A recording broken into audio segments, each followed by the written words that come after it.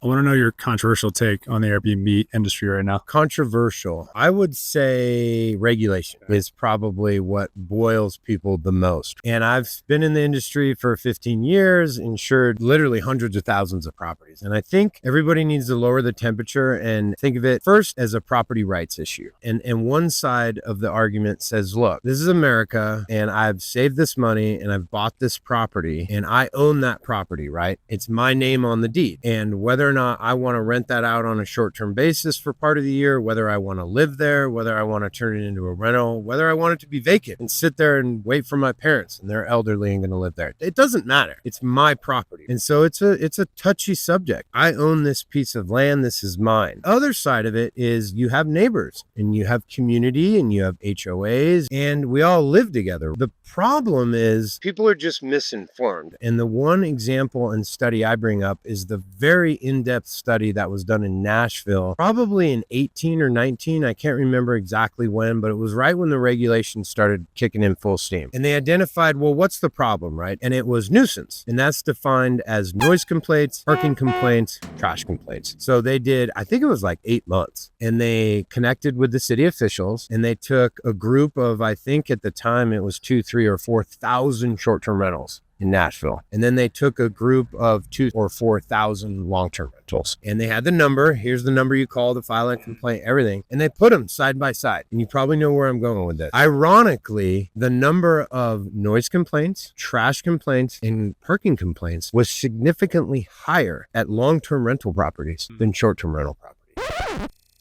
If you were to move into a neighborhood and it was a long-term rental, which nobody has a problem with long-term rentals, right? They've been around forever. And a group of college kids moves in next to you. They're young, they're up late, they party, they're noisy, they have 5 different roommates, they have 5 different cars. That would be a nightmare scenario. They'd be there for years possibly as your neighbor. But yet somebody who maybe rents a place for 3 or 4 days or a week and is a little loud and has a party and you're upset about it, that's 4 or 5 days versus potentially years of a bad neighbor.